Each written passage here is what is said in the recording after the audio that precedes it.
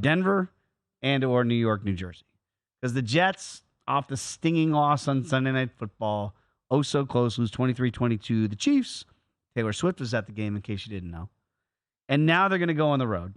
And maybe that's the best place for them. So the Jets are hoping to shake it off, if you will, Dave. Absolutely going to try to shake it off as they go to the Mile High City. Now the Broncos are riding high.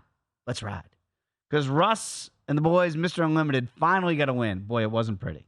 But it all counts the same as they rally from down 28-7 to beat the Bears in the Windy City 31-28. Now, numbers haven't moved one iota. Now, a little bit of an uptick from 40 to 40.5. But it opens 3, stays 3. Is this the right number for two bad football teams? It probably is, to be honest with you. And look, when we don't have the full numbers, we're going to have them in the morning. There are some 2.5s out there, minus 115, and then there's 3. Keep in mind, this Denver team, 0-2, first 2 weeks as home favorites. Did not cover Raiders against the won Raiders, yep. did not cover against the Washington Commanders, despite the fact they had a 21-3 lead. Oh, boy. Right away, and then it was all Washington from there on out. And look, I know Zach Wilson has struggled and still continues to struggle, but today was probably it's a low bar, granted.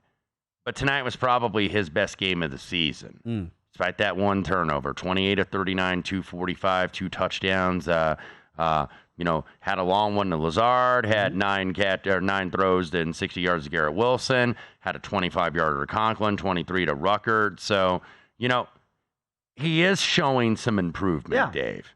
And one of the things they have to do is they have to get him out of the pocket, similar to what the Bears were able to do so successfully with Justin Fields against that Denver defense. This Denver defense is freaking lousy, and that's why it is hard. It might be the worst defense in the NFL, certainly statistically, I believe it is. It's hard to lay points with this defense. It really is. Look, I'm right there with you. I had the Bears. I ended up getting a push today on the 3. Thought I had some sprinkled on the money line and lost those. I really did think that the way the game script started 28-7, it was because that Denver defense. I was betting against Vance Joseph as the coordinator. Mm-hmm. And now I look at this and I go, Robert Saleh's defense, I know that's good. Mm-hmm. I know it's good. Now, the Denver offense is making strides with Sean Payton. We cannot deny that. You look at what Russ... Yeah, I mean, and Russ isn't putting up, huge numbers, but you're not seeing him, really turn the ball over very frequently that's the difference, right? From this year and last year already. Right now, he's not taking as many sacks. That's right. Get rid of the football. So now you've got a real defense, not a Bears defense, that if you fall behind, it's going to be really tough to do what you did today in Soldier Field. So I'm looking at it if I can catch 3, and what was interesting in the Bears and Broncos number, it did go to 3.5. If I'd waited, I could have got the better of the number. I didn't. I grabbed 3s, not thinking it would get to 3.5, then came back and closed at 3. Is there any shot in your mind this gets to 3.5? It maybe could. I think it's probably going to dance around 3 pretty much on both sides of it. Now, there is one thing to be said, I guess, if you kind of like Denver. Do they have momentum? It's like, oh, man, we got that. We were 0-for, and we finally got a win, and we got that off our back. Now let's just go play. Now let's just go play ball and play a little bit looser and a little bit more relaxed. That could be a good thing for Denver, but these are 2 teams right now sitting at 1-3.